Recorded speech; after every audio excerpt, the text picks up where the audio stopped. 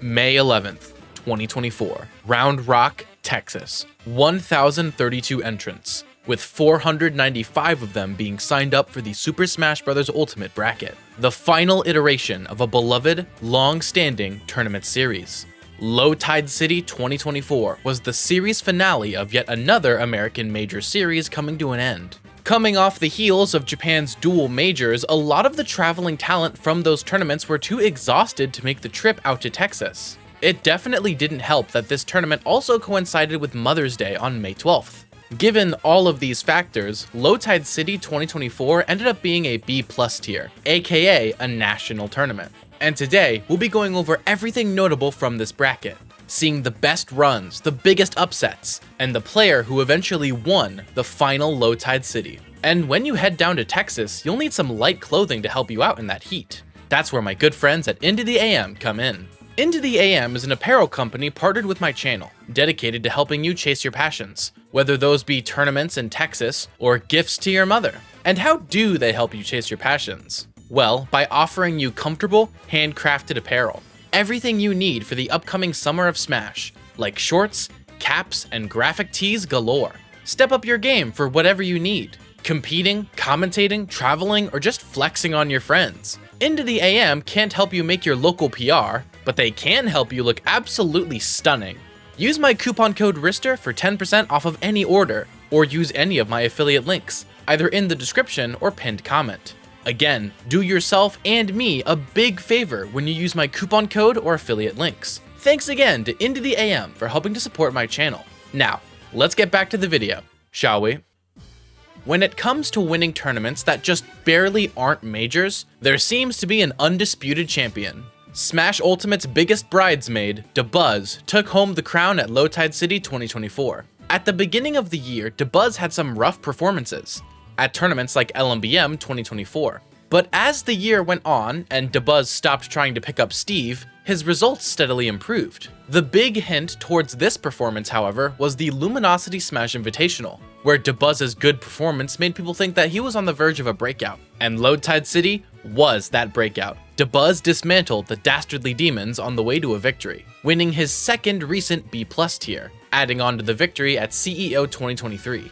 Clearly, Dabuz is back in peak form, and he seems very happy about it. Keep this up, and Dabuz has a real shot to win an upcoming major. Dabuz breezed through most of pools, until going Game 3 against Toon Link main Dark Angel, which apparently was Dabuz's hardest set of the entire weekend, if this super secret leaked conversation is to be believed. After Dabuz defeated Zai to make top 32, he defeated Wilds 3-1 and prevented a reverse 3-0 from Peebnut to enter top 8 from winners, wherein Dabuz defeated both Mudace and Lima in 3-1 victories to make grand finals from winner's side. And even though Dabuz dropped a set to Lima in grands, he'd win the reset 3-1 to become your champion of the final Low Tide City. This is a great win, as Dabuz's recent set history with Lima has been extremely Lima favored, winning their last 3 encounters. With this victory, it's more clear than ever that Dabuz's potential to win a major dramatically rises with each and every passing day. Lima, Peebnut, and Mudace all had good performances characteristic of a top US player. The tournament's runner-up, Lima, mostly tore through bracket without being taken to a decisive game a single time, getting through players like Ned, Geist in the Bayonetta Ditto, Teaser in top 8, and Mudace in losers finals. And although Lima reset the bracket against Dabuz, it wasn't enough to stop him, and Lima placed second as the 5th seed. Mudace had a solid run, only dropping 1 game before top 8 to Doorstop, and after defeating Jordan easily to make top 8, lost to Dabuz, defeating both Geist and Peebnut before eventually losing to Lima to place 3rd as the 2nd seed. And lastly, Peebnut had to enter top 8 through loser's side, defeating both Atada and Omega to get there, but made it all the way to loser semis after defeating both Jordan and Teaser, eventually losing to Mute to place 4th as the number 6 seed. Other notable top 8 finishes include Geist and Jordan, who both made good upsets to outplace their seeds. Geist defeated Juan P 3-0 to make top 32, and then managed to snag a win over MVD in a Game 5 set, good for an upset factor of 4, and impressive if you know how the Snake Bayo matchup is seen by a lot of Bayonetta mains. Geist would lose the Ditto to Lima right after, but made top 8 through losers by defeating Itada in another close Game 5 set. Now in top 8, Geist made an insane upset in losers 8s by defeating the first seed, Shattuck, in one last Game 5. This eliminated Shattuck at 7th place as the first seed, which was an upset factor of 7. Why was Shattuck in losers to begin with? We'll go over that later, but for now, Geist moved on, and would end up losing to Mudace 3-0 to place 5th as the 13th seed, the second Bayo in top 8 of LTC. Jordan is a famed European cheerleader, who is most famous in the community for just being best friends with Netoru, the French Pichu. They're like two peas in a pod, completely inseparable. I am, of course, kidding. To make top 32, Jordan defeated Sense, who had just upset Omega in pools in one of the tournament's larger upsets, an upset factor 6. Afterwards, Jordan defeated TLC 3-1, who had just upset Ven right before this, an upset factor 4, and after losing to Mudace in winners quarters, Jordan got a great upset win over 2B, aka Chase, in a Game 5 set. Interestingly enough, Luminosity's very own EE questioned Chase as to why he didn't go Steve against Jordan, as it's a far better matchup than Palutena is, and also because Jordan is in the same region as Zai, and thus gets tons of Palutena practice. Chase's response was simply pride. He didn't want to be that guy who counterpicked to Steve, but pride or not, Jordan was able to make top 8, and then lost to Peanut 3-0, placing 7th as the 23rd seed, the second lowest seed to make top 8. What I find most interesting about Jordan's run though is the wide variety of characters that were used. Jordan, for all intents and purposes, is a Wario main. But over the course of this bracket run, we saw Jordan use Donkey Kong, who I believe is an actual secondary, as well as Mario, Cloud, King K. Rool, and Banjo, however briefly. But notice how I said the second lowest seed to make top 8. That's because there was one player who was even lower, and had the most notable run at this tournament by far. That player is none other than Teaser, the Samus main. Known as one of the United States' best Samuses alongside Icy Mist and Quinn, Teaser was coming into LTC as the 25th seed.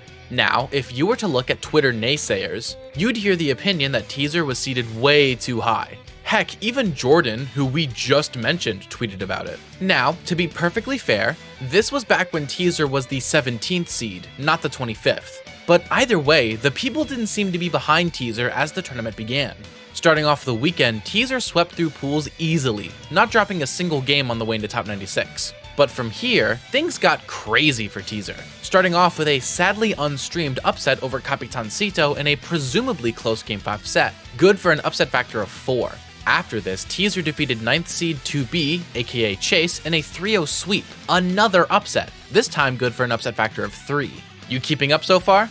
Good, because Teaser's next win would blow everything else out of the water. In winners quarterfinals, Teaser defeated the 1 seed Shattuck in a close Game 5 set, defeating the Young Corn in an upset factor 9 win, the largest upset of the entire tournament, making top 8 through winners side in the process. However, sadly enough, Teaser would get double eliminated once in top 8, losing 3-0 to Lima in winners semis, and then losing one last Game 5 set to Peanut for a final placement of 5th as the 25th seed. Now, I wouldn't call this a breakout run, since Teaser was always a notable player before this, but LTC was a different level. I personally would use the term breakthrough to describe the phenomenal run that Teaser went on, accumulating a total upset factor of 16 throughout this entire bracket. He certainly proved the haters wrong. And while that wraps up the notable stories within the top 8 finishers, I have a lot more to go through when it comes to this bracket. Let's take a look at the major notable stories that occurred outside of top 8. Do you remember, dear viewers, way back in the Jordan segment, where I mentioned a player named Sense? I had said that Sense had upset Omega in pools, which is true, but that doesn't even come close to telling the full story.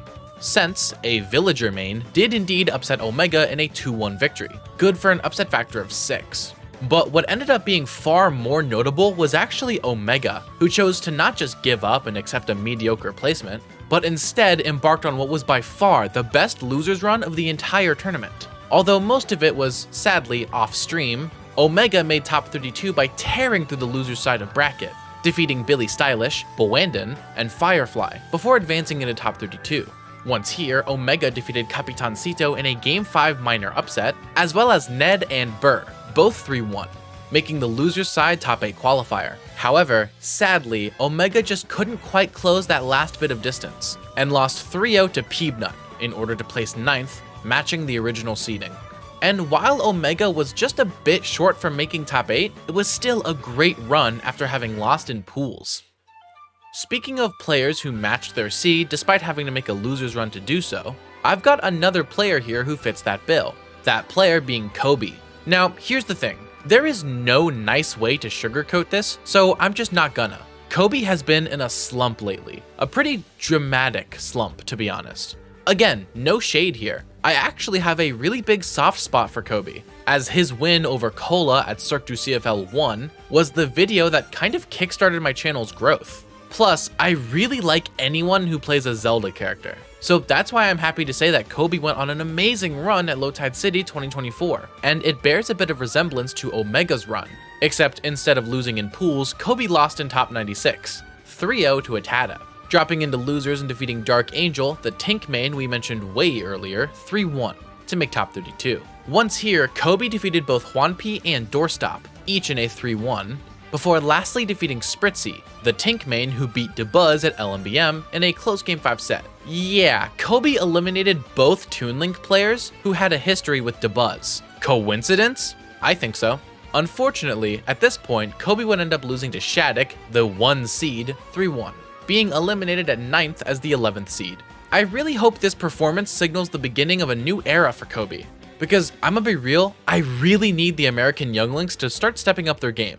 Europe, Australia, and Japan have been carrying this character's results lately, but I believe in the USA's younglings. Lastly, to close off this video, I want to give 1 or 2 shoutouts to some players who went on a great run, but who I don't really have much else to say about. Spritzy puts up yet another good performance as perhaps America's best Toon Link, placing 13th as the 29th seed, with wins over Katy Perry, Deathspade, Pat2, Skits, and TLC. Speaking of Deathspade, shout out to Deathspade, who's from my home region of Kansas City. The Sora Bayonetta co-main, who is still the best Sora player in North America, placed 17th as seed 36, with wins over Cake, Manu, D-Tier, Lil Bro, and lastly, Blafus, aka Doofus, in a game 5 set. Guess all that Game & Watch practice against Ploopy really paid off, huh?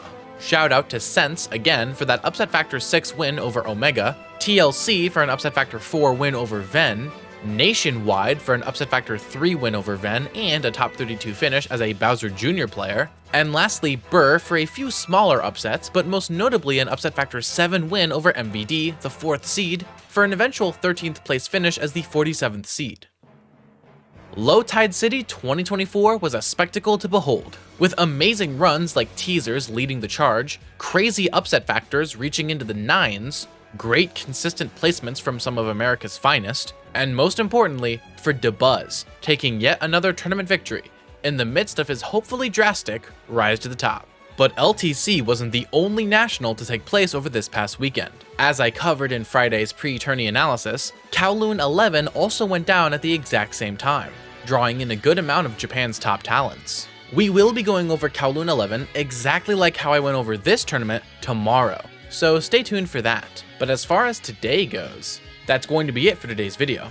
Before I go, shout out to my patrons Seth Laster, Fireskull333, Logan S, Percypalm, Wawa, Mr. Sinister, Happy Feet, Ocean Man, Mistybot, and my tier 2 patrons Iltis, Diamond Blaze, and Ben L. Additionally, shout out my YouTube members D-Tier Jr., Defective, Boston R, Gone SSB, Kirby Fan, Nexus, Loco Soko, and my tier 2 members Mike G, Wu-Tang Forever, and Stormtrooper. Also, shout out my gifted tier 2 members, what are usernames, Ruby Master, Kuroruko, LWeWe74, and Enchanted IBE. Lastly, extra special thanks to my tier 3 supporters, Fat Blizzard, who says dogs better than cats, Avidoon, who says Mr. Rice is the go to Smash content, and Iltis, who says Shattuck is top 3. If you want to support me using any of these methods, links are in the description down below. Don't forget to use my coupon code RISTER in order to get 10% off of any order from Into the AM. And lastly, I want to give one last sincere thanks to Let Me Fly for their continued support of my channel. Link to their Twitter is also in the description. Don't miss tomorrow's upload, but until then, I've been RisterMice, and thank you all so very much for watching.